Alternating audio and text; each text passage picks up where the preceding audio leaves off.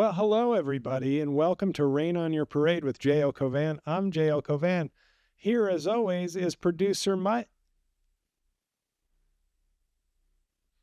Producer Mike is not here. He is no longer with us. He's alive. He's employed. He's doing fine. He just can't produce this show anymore. But I'm here, and I'm producing it, which is why you'll probably notice a diminished level of quality across the board. But I make up for lack of quality with quantity, which I've been told is very good to do. Now, I want to introduce you to my new studio, everybody, also known as the home office.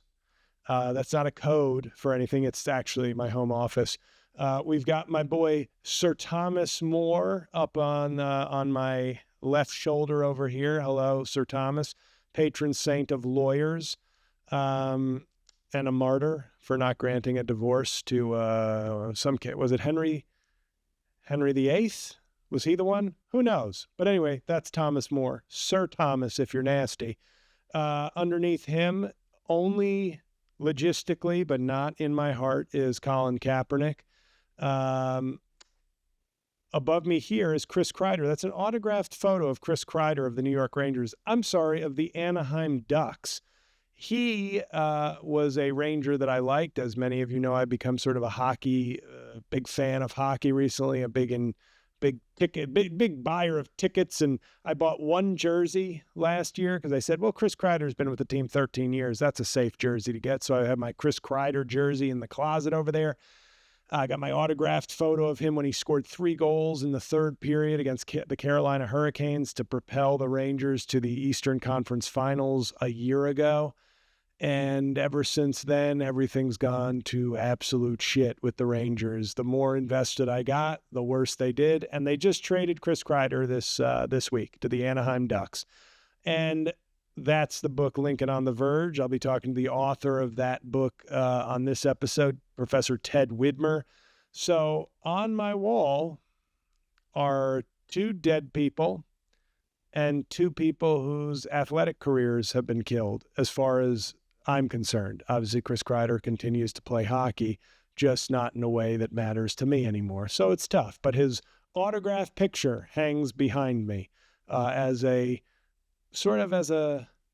memento of the J.L. jinx and how powerful it is.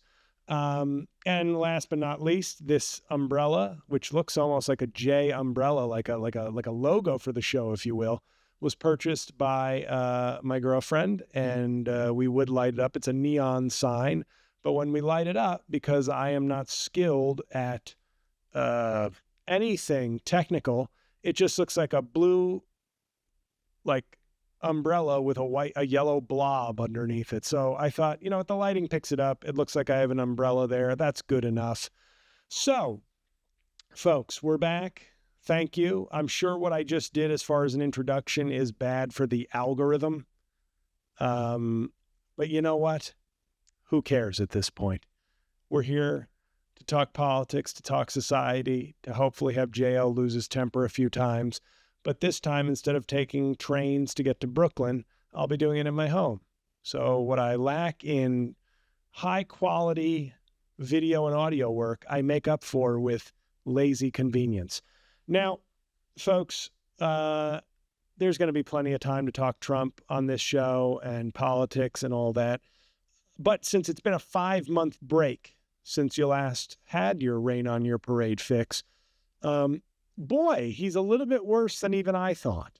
And I thought he was going to be atrocious. I thought he was going to be the worst president ever. And he has been, but he's been the worst president ever by a wider margin than I expected. I've said it before. I'll say it many times on this podcast and in videos.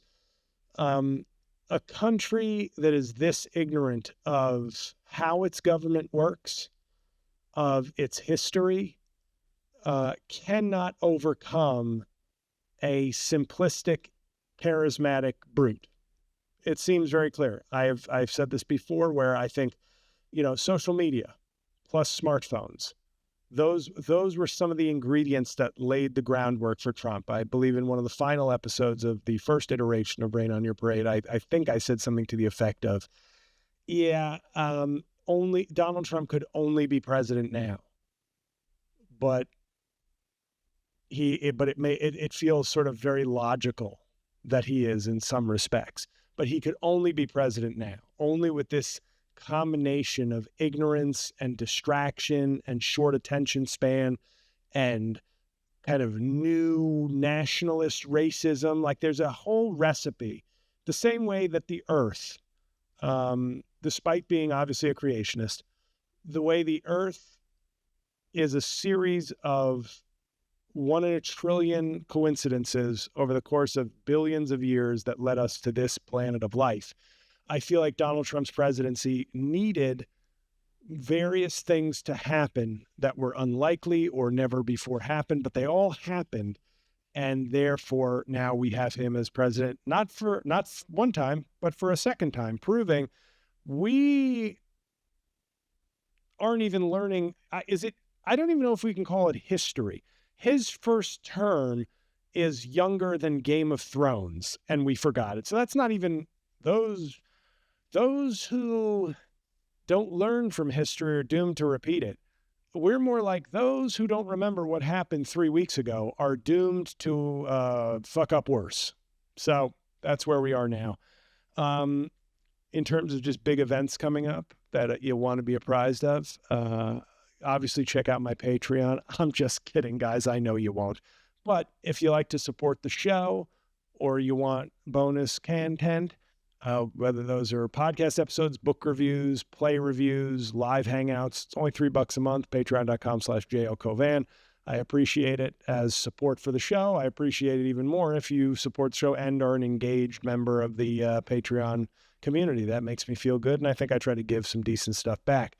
I'm going to see Third Eye Blind this Friday at New Jersey Performing Arts Center. I had tickets to see Third Eye Blind in 2020. I want to say at Radio City Music Hall, and then something happened. I forget what. Oh, right, the pandemic. See how stupid that sounded?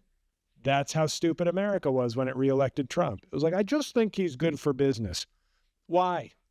Don't you remember what happened last time? It was less than a presidential election ago.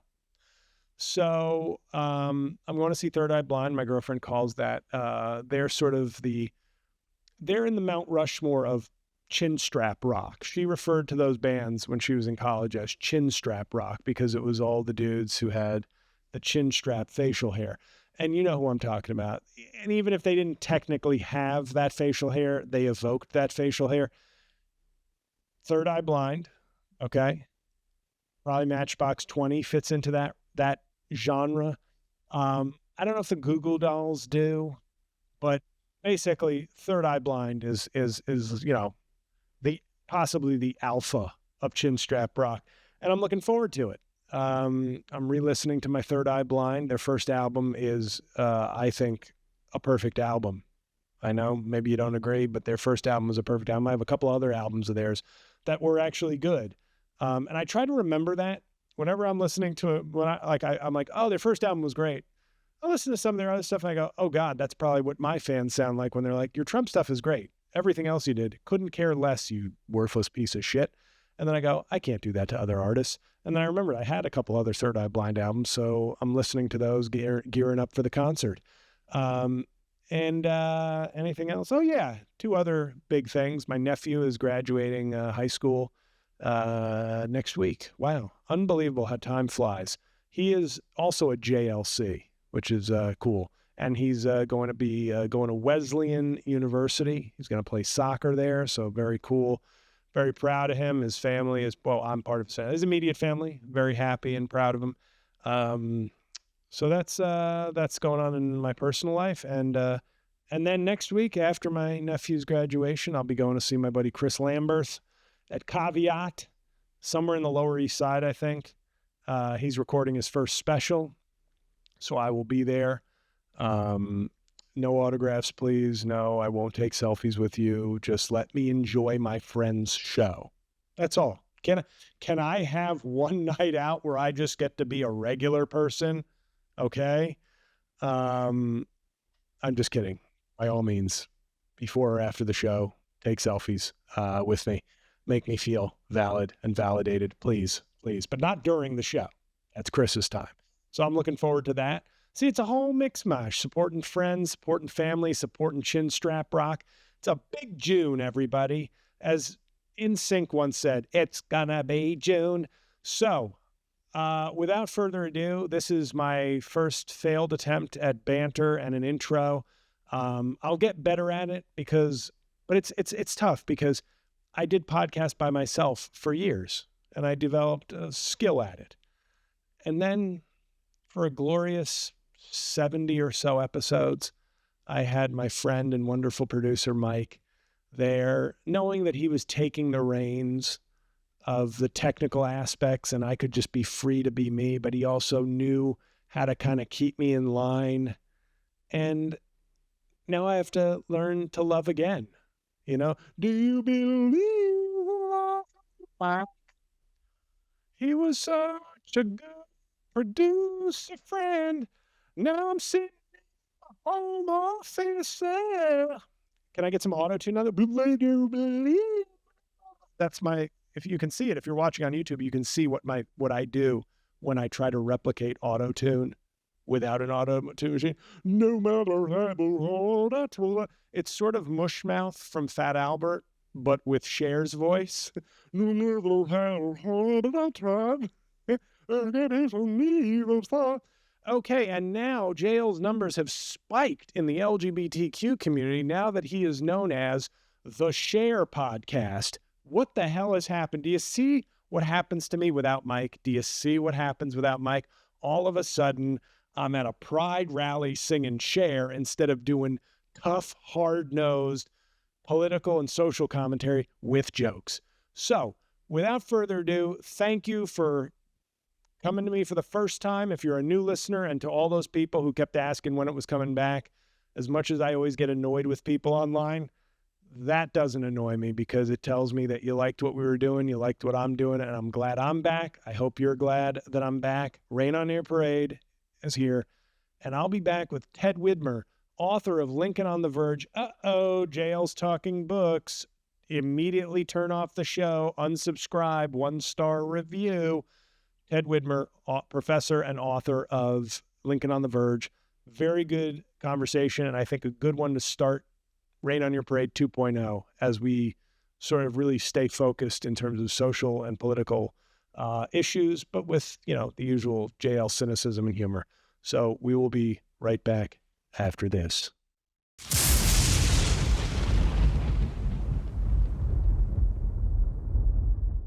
All right, so as promised, everybody, I am here with Professor Ted Widmer of the Macaulay Honors College of the City of New York, correct? City University of New York. Perfect. Yep. Yes. Well, perfect. It took me twice to say it, but I guess you're generous to call that perfect. Macaulay Honors College, insert Macaulay Culkin joke. I won't. A worse comic would. But you're a distinguished lecturer there. And do you look down on the other lecturers? Yeah, I'm not really that. It's just a generic title, not that distinguished. Well, I like it. I am going to call myself a distinguished podcaster then, if it's not that big a deal to you. I'm used to obviously speaking of credits, a comedian's credits, but your credits are daunting, to say the least. Am I right in saying 3 degrees from Harvard? Yeah, well, that's no big deal. Like you land there and basically you can't get a job anywhere else. You just stay there like animal in a petri dish, Oh, nice.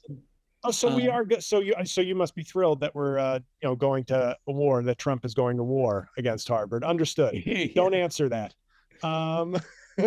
And you were just, it's the resume. I was thinking it was going to be like, okay, did this and that, we'll get through it. It's more like trying to just pick some good things because the whole thing is stellar. But you were a speechwriter for President Bill Clinton. I was. Yep. And then you were a senior advisor to Secretary of State Hillary Clinton. I was. Yep. So that's enough, right? 3 Harvard degrees. You wrote you were an editor on the Harvard Lampoon, the famed humor magazine at Harvard, correct? I I was, and in a way that saved me because Harvard's so impersonal. It's kind of a cold place, and that humor magazine was anything but cold. It was really fun and funny, and it made a lot of lifelong friends. And in fact, I've been watching your work for a couple of years. It's so funny, and I just Thank you. kind of in the lower levels of comedy. I don't do comedy, but I appreciate it, and we need to laugh, especially now. It's important. And We do. Lincoln, by the way, was pretty damn funny. So Yeah. We'll get to him in a second. Okay. I'm still okay, talking about Professor Ted Widmer. all Okay. right, okay, Show some respect. yeah, Yeah. It's rare that I have like worse comedy credits than the professors that I'm interviewing as a comedian, but I'll take it. Yeah. For me, I got into comedy when I was at Georgetown Law, and it wasn't a cold place, but when your grades aren't that good and you're in a long distance relationship, it feels cold enough. So yeah, I found a hobby in comedy, and just to sum up the way I view law school and comedy for me, law school was like I was a heroin addict, and then comedy made me a methadone addict. So it's just happiness all over for that's me. great. But okay, so the reason I have you here today, and a place of might I say distinguished place of honor for my distinguished lecture, is to discuss your phenomenal book. If you're watching on video, it's right here. I'm sort of pointing at it awkwardly. Lincoln on the Verge. Now, before I ask you questions about this, I'll just explain for everybody. Um, this was a Patreon subscriber of mine, a very good guy from Utah who has come to shows of mine in Utah, Aaron Peterson. I don't think he minds me putting his name out there. Too late if he does. Uh, I do book reviews every month, and he, years ago, I think, recommended, he said, I just finished this book called Lincoln on the Verge by Ted Widmer, and I think you'd really like it. And I was trying to be a sort of nice, gracious comedian, supportive of fans who support me. And I said, okay, I'll check it out. And I expected to open it up and be like, there is a sort of, uh, I tend to project my own comedy career's struggles onto the people who like my comedy. Turns out there are many successful, good, bright people who like my comedy. But when you're in the muck for so many years, Yeah, you're just like, I don't even like my comedy anymore. So what kind of losers would be fans of mine? It's a real self-defeating mindset. But so I had this kind of idea of like, it's probably a nice book. I'll read it. I'll say, pretty good. Nice job. Thanks. Thanks for the recommendation. Okay. And then I read it. And this book is awesome. And thank you. it really is. And on so many levels. Now the first question I want to ask you. Now just to sum it up, correct me if I'm wrong or anything, but it basically is a book that follows Lincoln going from, I believe, Kansas to Washington, D.C. after he is elected president for his inauguration. And given the tensions quickly boiling for the pending Civil War, there is a sort of dual race to get to D.C. to kind of claim the mantle of the United States leadership.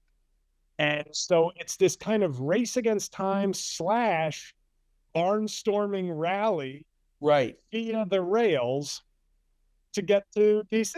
right, Okay. exactly. So my first question, and then I'll gush and interject how I personally, identified with some of the stories in the book. I checked this morning, 4.7 billion books about Abraham Lincoln. That is an accurate figure. And I haven't read many of them, but I have never read a story about Lincoln like this. How did you find a sort of, hey, I'm going to find a unique angle on Abraham Lincoln? It's tough. There's so many. You nailed it. 4.7 billion. Is that what you said? Yeah. I mean, it's 4.6. No, I rounded up 4.685 billion. It's tough, and they're all very serious, and they mostly have him there in the White House where he's not very happy. And I stumbled on this different kind of a story and I instantly loved it. He's outdoors a lot, he's moving. It's almost like a car chase movie. It's Yeah. almost a Steve McQueen movie. And he's got to go fast across the country, get there in time to save the country while dodging assassins who are following him on the route, and also trying to present his case as a pretty unknown guy to the American people, saying, this is who I am. This is what I'm trying to do. I hope you'll support me. And he was living on a knife's edge. It was a very stressful time. I like that the book is about only 13 days. So it moves along. It's kind of an adventure story. And I just stumbled on it. I still thank my lucky stars. I've historically chosen bad topics as well as good topics, and I'm I'm the biographer of Martin Van Buren, and I doubt we'll be talking about that book. But I was doing a blog with some friends, some historian friends, and we were trying to follow what happened on this day 150 years ago as the Civil War was beginning. And I just was looking at Lincoln, and I saw this 13-day period in February 1861. So it was February 2011 when I was doing it. And I thought, it's not unlike the way you think. I was trying to get a blog ready for readers. And I was thinking, Oh, I'm sorry, just to interject. I write for myself. okay. And But based on the amount of clicks I get, I am succeeding at that. okay. But I think what I'm trying to say is I'm just kidding. um, I'm just kidding. most historians think in very old-fashioned categories. It's like, how can I spend 5 years doing research in a library and write a book, this old thing, a book, probably on a university press, that like if 1,000 people buy it, it's a big success. And I was trying to get clicks on a blog, and I thought, following Lincoln every day on this 13-day trip, I can try to write a pretty exciting post and I hope carry the readers with me from one day to the next. And the blog was hosted by the New York Times, so that helped.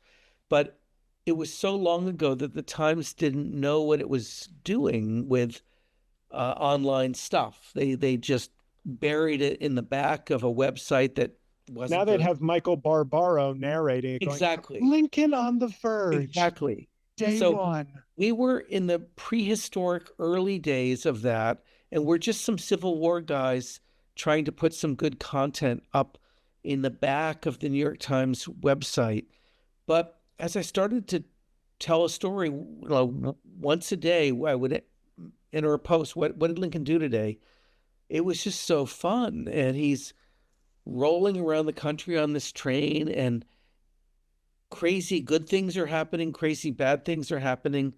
It's kind of like the campaign he never had. When he actually was a candidate, he stayed at home the whole time. But then he won, and 7 states seceded, and then And that's why they called him Sleepy Abe Lincoln, because he was in his basement doing Zoom campaign events the whole time. Exactly. But when he gets on that train, it's a lot more exciting, and it's like he's campaigning. He has won, but he's trying to persuade Americans that he's going to get the job done. And it just was fascinating, and every day was better. So I did it for 13 days in a row in a blog format, and I knew I had something. I had found something. I really looked forward every day to studying where he was going to go, and it awakened old thoughts inside of me as super nerdy, but I grew up loving trains. I liked model trains and real trains. And how do you feel Lincoln, about the band Train? yeah. But Lincoln is interesting in motion. Like we just usually see him looking pretty sad the way he looks most of the time. And here he's a human being moving pretty fast. Trains were going like 60 miles an hour, shaking thousands of hands a day. and giving really good speeches, really interesting speeches. He's sort of evolving on the road. I don't want to blow your mind right now because I am also an avid train rider, and No this is kidding. why the book like I hate No flying. kidding. I've taken, like, as I was reading your book, I was going, oh, he's traveling the Lakeshore Limited. Like, that's the Amtrak Wow. Lakeshore Limited Right. route. Like, I'm going, Right. I have train traveled the same steps That's as Abe beautiful. Lincoln. I And I love don't it. want to blow your mind, but you said the trains were going 60 miles an hour back then. Well, in only 170 years, they're going like 80 miles per hour now. So Lincoln would have had to barely adjust Right. to today's Right. rail travel. Right. That's funny. And a lot of the track routes are the same ones. They Right. haven't changed. So It's I loved that part, and I think that's why Aaron, the person who had recommended the book, I think, knowing that I'm a history buff, knowing that that he liked the book so much as well, and then the train element, I don't think he knew quite how closely I would associate with I love it. train route. But it's so funny. Like, I'm going, oh, I know what the next stop on this train is. Yeah. My next question, it's a brief one before we get to more substantive stuff, but did you think about maybe trying to franchise with Doris Kearns Goodwin and call this Train of Rivals? And then it could have been a part of the Rivals franchise. That's good. No, I'm not clever enough. I I know her very slightly. I don't know her well. But she hit it so big with Team of Rivals. I don't think anyone can ever hit it as big as that. It was like right before Obama got elected, and then he talked about it all the time. So I wasn't quite in that league, but Hagel will allow me to claim to have a team of rivals as well. right. One moderate Republican. But it was what does this say? Oh yeah, the when you finished this book, when did you finish writing the book? Did it come out in 2020 or 2021? Yeah, 20. The timing was horrific. It came out in March 2020, right when COVID hit. So, I was going to say it came out anytime after 2007 was horrible timing because people don't read. right. I feel like that's the iPhone. There is going to be a before and after the iPhone for literacy, and reading, and long form engagement. But I see, and that's what's so sad to me, where you say that was a horrible time. That says something so bad about our country, that nobody could do anything but stay by themselves. So what a terrible time to read. Right. In fact, it feels like that would be a good time to read. But what I thought was so fascinating about the book, because I do these things where I start making sort of connections, as people say, either history repeats itself, or they say history doesn't repeat itself, but it rhymes. I'm reading this book and I'm going, when was this written? Because did Professor Widmer sort of, like, with a wink, distinguished professor? Thank you. I'm sorry. Yes. Distinguished and honored Professor Ted Widmer. Did he do this with a wink, like, oh, January 6th had just happened? Look at, I'm going to force a connection and kind of cherry pick info and history to make. And I'm going, he wrote this. Not only did he write it before, it was published before January 6th. Yeah. So and to me, I want to talk to your publisher, because as far as I'm concerned, this should have been everywhere January 7th as a piece of deeply interesting and relevant history. Well, thank you for noticing all of that. I did write it all before January 6th. I basically wrote it. I'm sorry, just not to get too blurry, but no, that's sort of the indicia of its truth, that it echoes so loudly, but you couldn't possibly known what was coming. I did not know what was coming. And if you did, that would be breaking news on this podcast. Right. Professor Ted Widmer knew what was happening and said right. No, I just wrote it slowly, agonizingly slowly. I wanted to write it faster, and I wish I had, in a way. But I just took a long time. I was in libraries doing crazy deep research into every city that's on the route. Like, I probably spent a year reading about Cleveland. I spent a year reading about Buffalo. I love Cleveland, by the It, way. That's it a was, weird thing about me. it was actually great. I got so into every city. I had like piles of books for every city, and I just love that part of this book. Um, but I did not know January 6th was coming. So it comes out March 2020, and all of my book tours were canceled. But you're right, it was a time for people to read at home in COVID. And this sort of second thing happened, that some word of mouth happened, and I started getting a lot of emails from readers at home, and they were enjoying it. It looks like your friend in Utah, maybe. Sure. It was wonderful. And I somehow they found me, and I would write them back. And for a lot of 2020, I just felt like, it's not a huge bestseller, but a lot of people out there are enjoying it, and I'm happy about that. And I got some good book reviews in newspapers. But then January 6th happened, and it was so like an episode in the book. Yes. It's like eerie. It's eerie. So a crowd tries to storm the Capitol to stop the counting of the electoral votes on February 13th, 1861.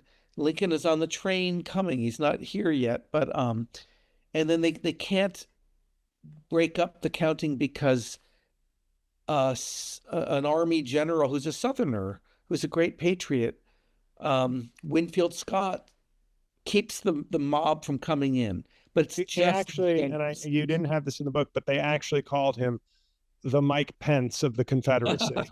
so, um, so then when that happened, I got a little attention. There were a couple newspaper articles that mentioned that my book had an earlier version of January 6th.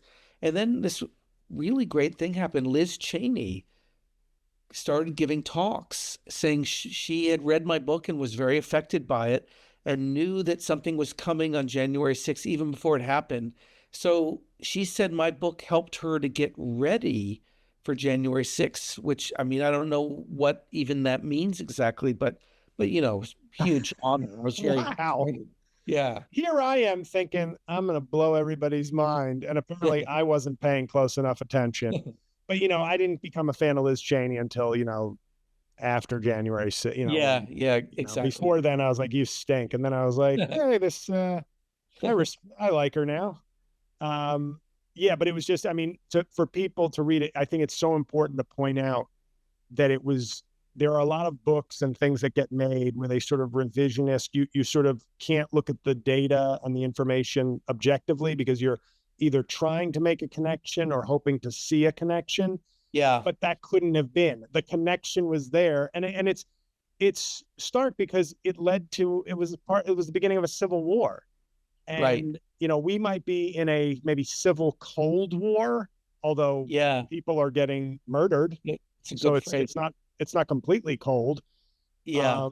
But I just thought it was like, if history does repeat itself or rhyme, we're not out of this yet. We're in a we're clearly in a dangerous spot. But instead of Lincoln taking the White House, Jefferson Davis has taken the White House in the current time, right? Which is a frightening thought, right?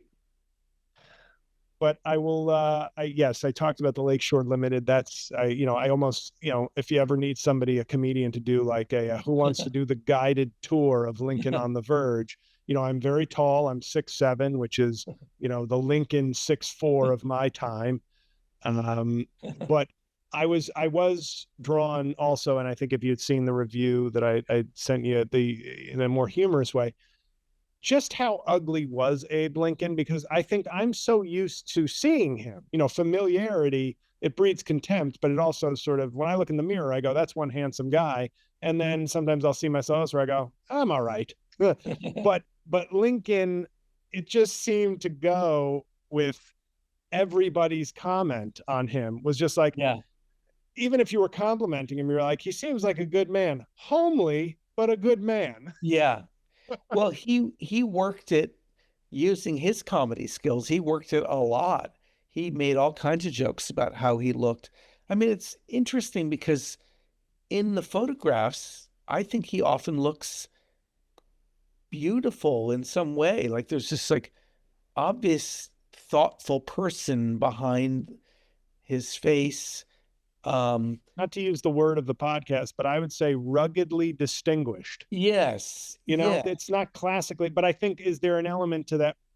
I've seen Abe Lincoln so much in my life, from books to Yeah. money, that I'm just like, there's Abe Lincoln's our great president. How could I think this guy is ugly? Whereas maybe when he wasn't, it's like how famous ugly people still can have beautiful women flocking to them. Right. Maybe we're like that, where it's like, no, if he weren't president, we'd be like, what a gangly monster. But we know him as this legendary president. So we're like, there's something about Abe Lincoln, something about being the greatest president ever, that just really makes him handsome to me. Yeah. I think with Lincoln, I think what I was also, there have been two times where I've just sort of been reading, like two times I've been brought almost to tears. Ken Burns went in the Civil War, when the episode where Lincoln is assassinated, and like, great. It's like he does that with pictures and background music, and I'm like, oh my God, like I can't believe that I'm overcome with emotion right now. Yeah. And then towards the end of your book, it's the fate. What I found so compelling, because like you, obviously the end of the book kind of fast forwards, like obviously 95% of the book is the 13 days. Right. But there is such a weariness to this great man, that he was just a man. He is not Lincoln the God who it's not an Avenger sacrificing themselves. It's a man. It's a regular man who took the greatest burden the country has ever placed on a man. Exactly. And I felt it from the end of the description of him, all jokes aside about ugliness, it was really your descriptions of him as like, kind of when people would recognize that he looked tired and worn down, and he was just starting. He was just starting the presidency. It affected me. It really made me just appreciate, and I think this is what a lot of authors who write 4.7 billion books on Lincoln want. But I really felt like this is why he is great, because he was not great. He stepped into greatness as a regular man.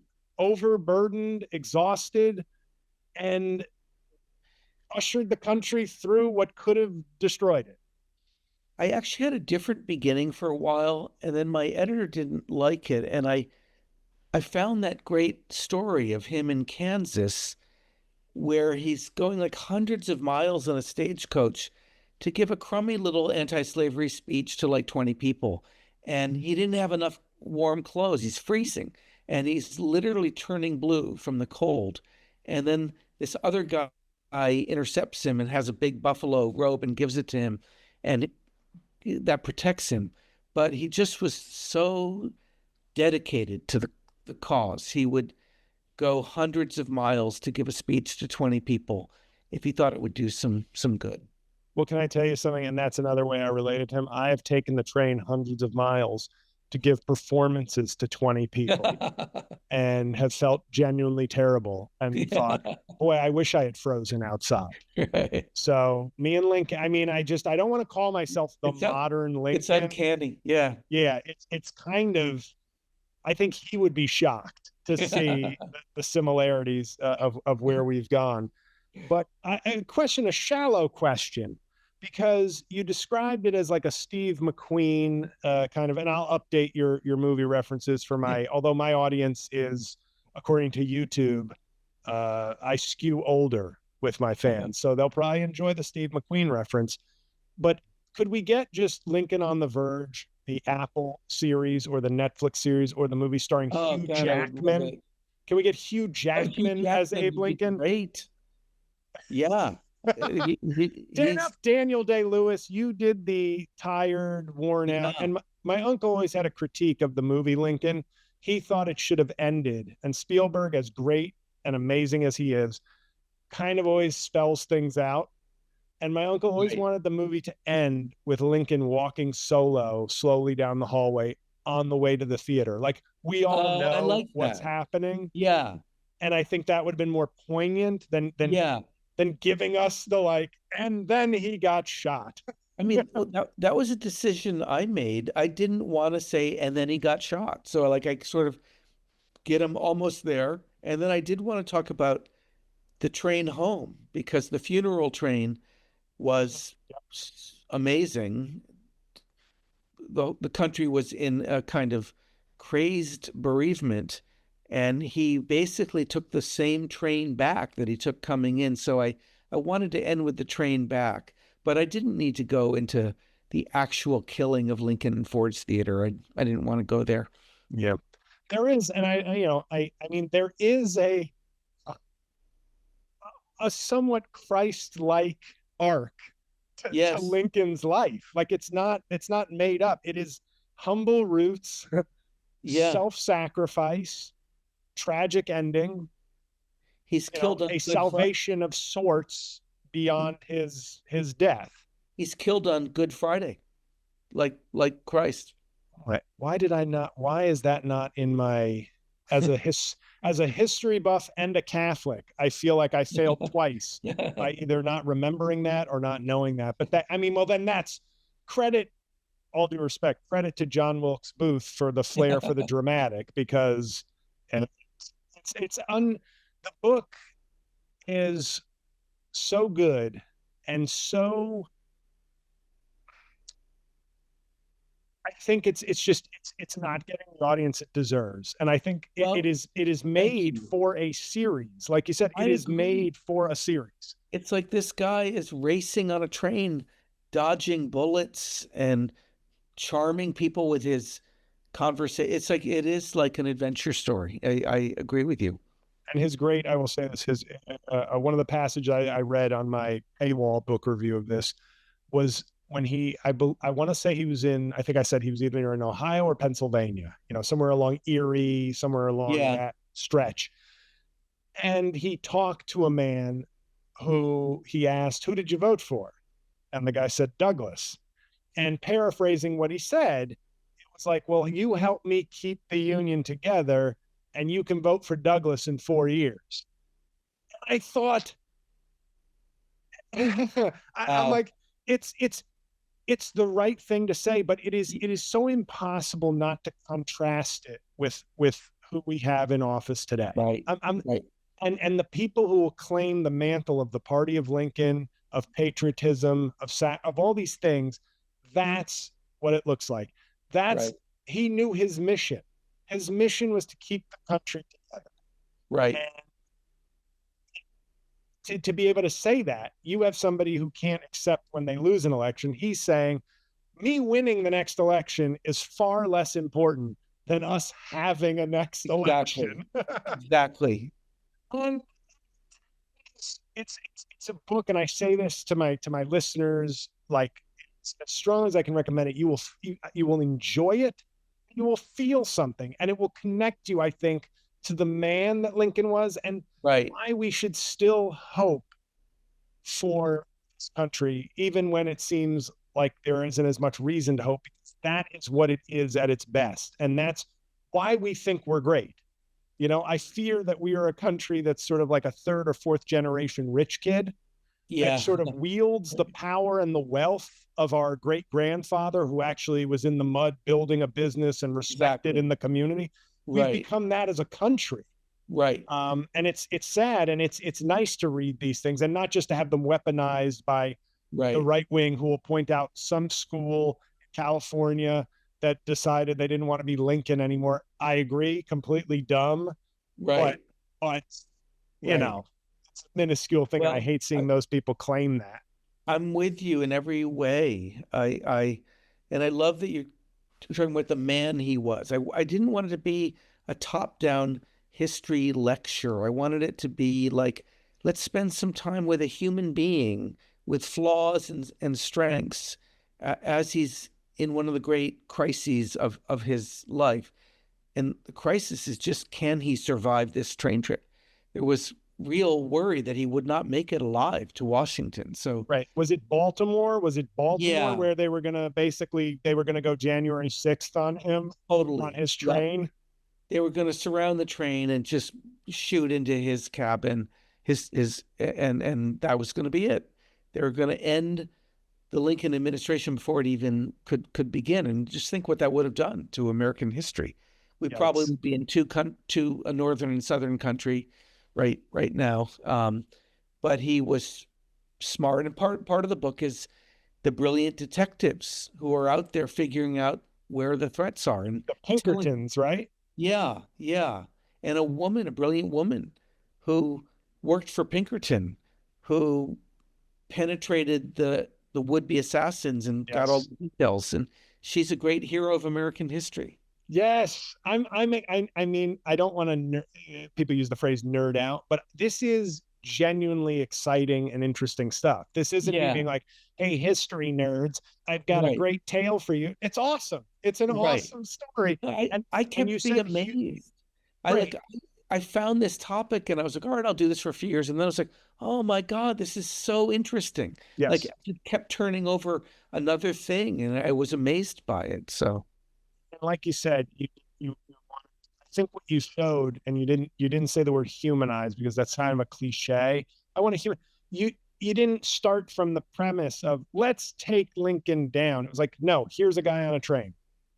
Here's a right, guy on a train, and where he's right, going to go do great things, right. and he's got to get there. And it's inspiring, it's moving, it's exciting, and I think it's kind of a must for any history or any fan of a good story. Well, thank Um, you. but I want So, to. Oh yeah, sorry, no. well, I just, Continue thanking me. I just appreciate, like, it's been a funny ride. Like it came out pretty quiet in COVID, but then people like you and your friend in Utah just keep finding me, and it's just a beautiful ongoing conversation. I enjoy it so much, and I hope some new reader listeners of your podcast pick it up, and maybe you and I can even have another conversation in a few months if a few other people want to join Sure. us. And I just think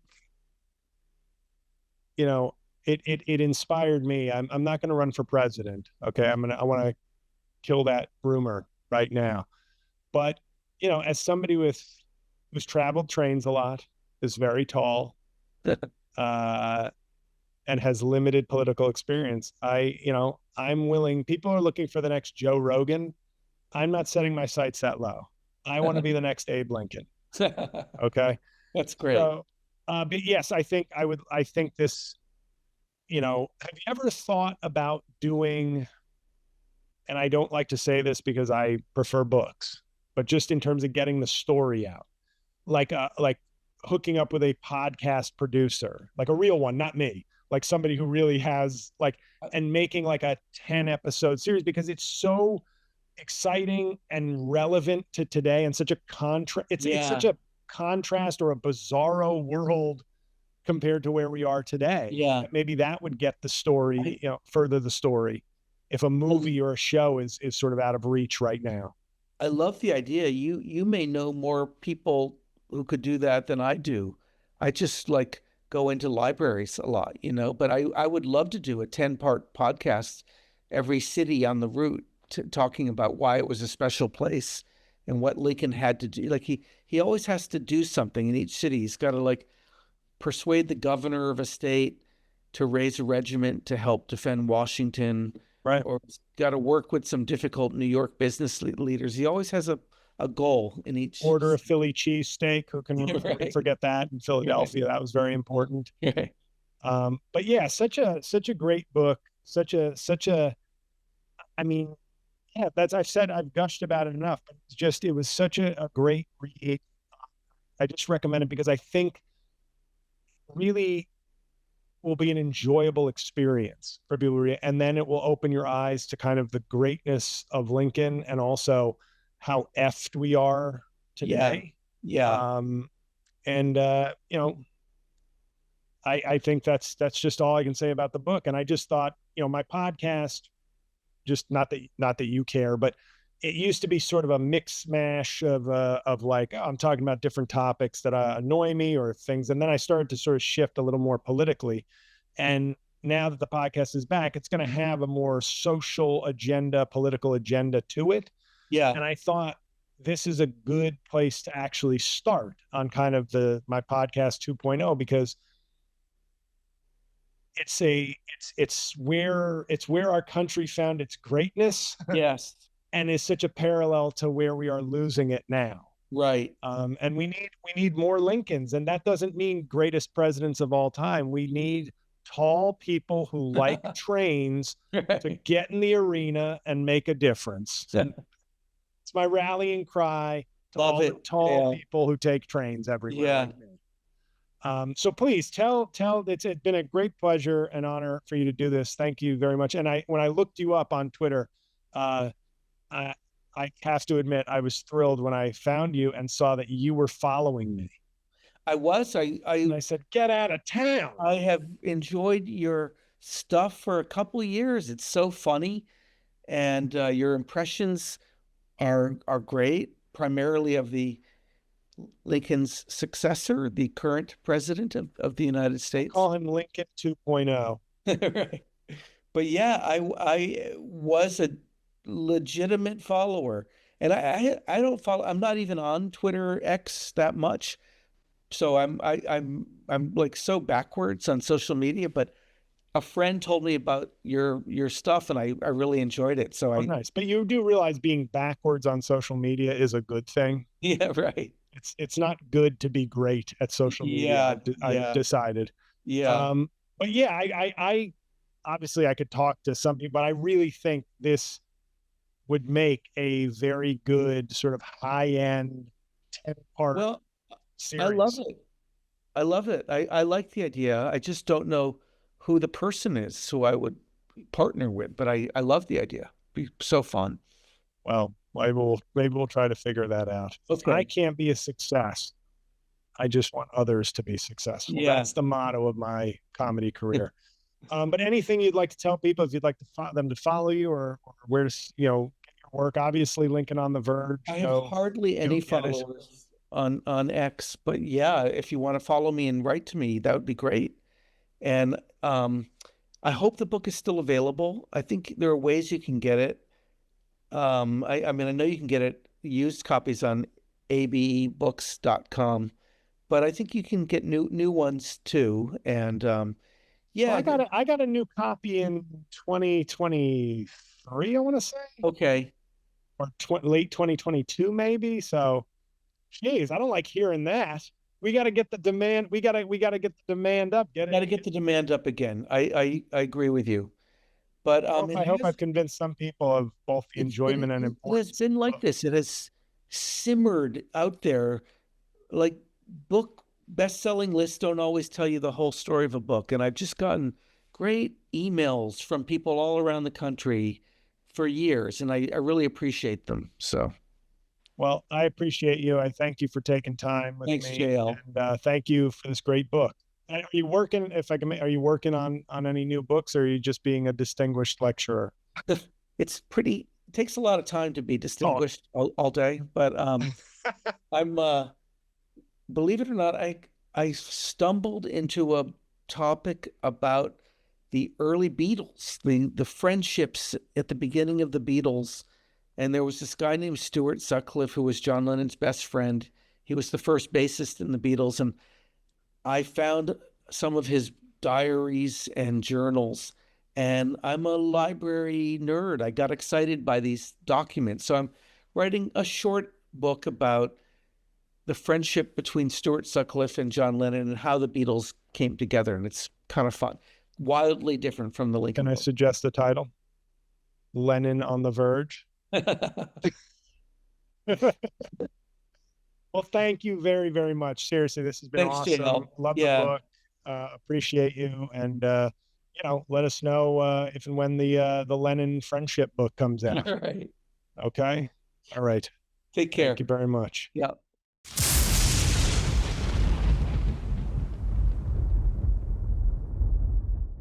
Well, everybody. If you thought that was the end of the show, then you don't know anything about Rain on Your Parade. And why did I just make a face like Scott Jennings? Okay, so what if Donald Trump murders your mother? That's okay. He's the president. Okay, I would let him murder my own mother if it would stop Democrats. Punch down of the week, guys. This isn't this week, but it's back. we gotta keep Punch Down of the Week. Now, for those of you who don't know, this is where, as a comedian with a decent social media following, there's two things you can count on with my comedy career. One is that my fans will not buy tickets to see me. The second is my fans will try to improve my jokes online. These are just the two guarantees in a JL comedy career. And so this one is from a few months ago, but the show's been off, so I can take some of the stockpiled screenshots. And I said Donald Trump's election was a constitutional crisis. What we have currently is full blown constitutional AIDS. And then this guy said, it's constitutional syphilis, much more accurate.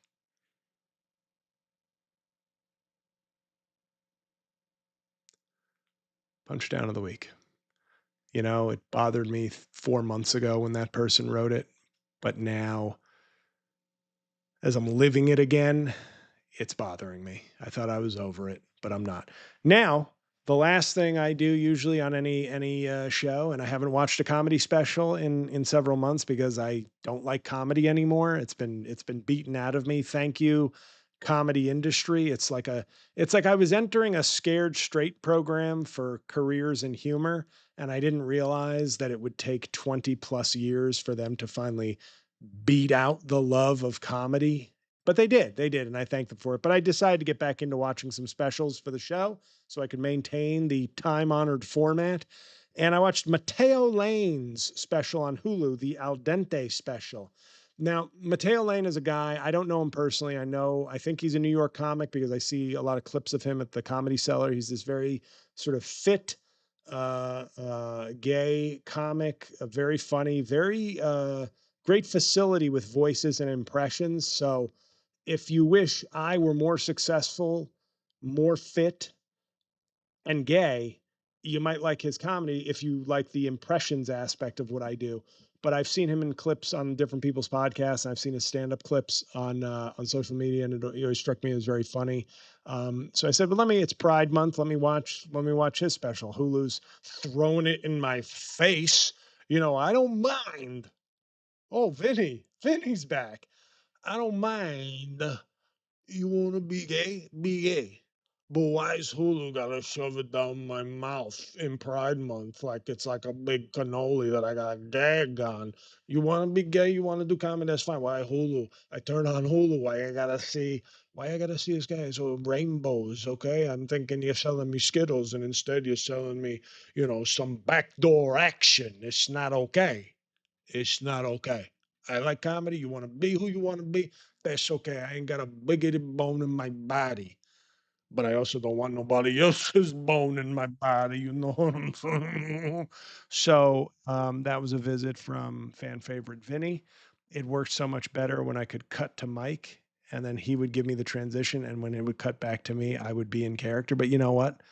This is more theater of the mind stuff. This is more one man showy instead of some big Hollywood production with producer Mike. Okay, everybody? So I watched the special and I enjoyed it.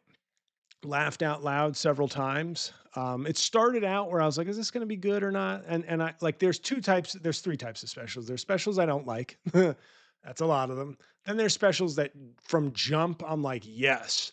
And then there's specials where I'm like, "Am I going to like this?" And by the end of it, I go, "I liked it." And that's what his special is. There's a few, I would say, but he's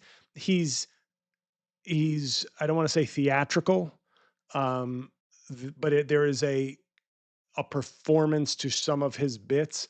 But he's really good with accents. I think he speaks multiple languages. He's a very charismatic, smooth, quick performer. And, the thing that made me laugh the most was when he was talking about being at the gym. I'm not going to spoil any jokes, but it's like, it's not like filthy. I can't even remember. Maybe he curses. It's one of those things. I think we curse so much now, but I didn't consider it to be particularly filthy or anything like that, but he's very quick, very witty, very smooth, very polished.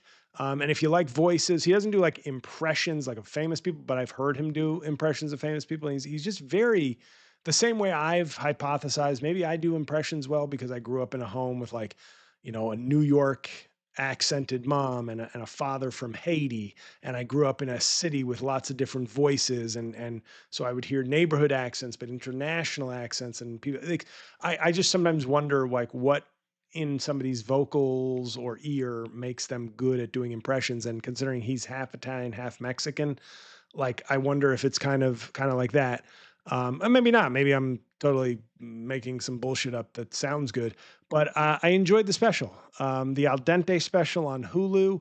Um, just Yeah, it was good. It was a good special. It was fun, and he's a very sort of dynamic, uh, crisp performer. Almost when I say theatrical, I don't want it to mean like, oh, you mean gay? No, I don't mean that. What I mean by theatrical is like there is a performance capacity to it that feels a little bit like theater, but he never gets too big that you go, oh, this is just some showy like one man show kind of Broadway shtick. He's it's enough to set him apart, but not enough to take him out of the stand-up comedy sort of vibe. So yeah, that's and if you're thinking, Jayla, you overthink these specials. Well, that's what I do. That's why I'm reviewing a comedy special. Very few people review comedy specials. Maybe nobody should review comedy specials, but if I'm going to review them, I'm going to give them the same thought and care that a film critic or a book critic or a TV critic does. Like for some reason, it seems like sometimes we think stand-up comedy should be just I don't know, treated like not an art, both in good and bad ways. But that's it. And I'm sorry, a lot of you who are watching and listening right now know exactly what I do, but this is in the hopes of this episode and future episodes starting to reach a broader audience, more people who maybe are like, I didn't know you had a podcast. I'm like, well, I guess you missed those 17,000 updates about my various podcasts. But that's the return of Rain on Your Parade. Okay. We are back, and I'm very, well, that's a little strong. I'm happy to be back. I'm never very happy, but I'm happy to be back. I hope you're happy. I hope you enjoyed this episode. Bear with me as I sort of get my little producer skills in order and try to, you know, try to make this broken home that Mike abandoned us. I try to make this house a home. Okay. So thank you, everybody. Remember, if you haven't yet, 5-star review this on your podcast platform, and or subscribe to my YouTube channel. I'm close to 100,000 subscribers. That's where these episodes go up as a video product. So thank you. I promise not to have this much housekeeping and over explaining, but it's the first episode back. So I hope you enjoyed it, and I will see you next Thursday.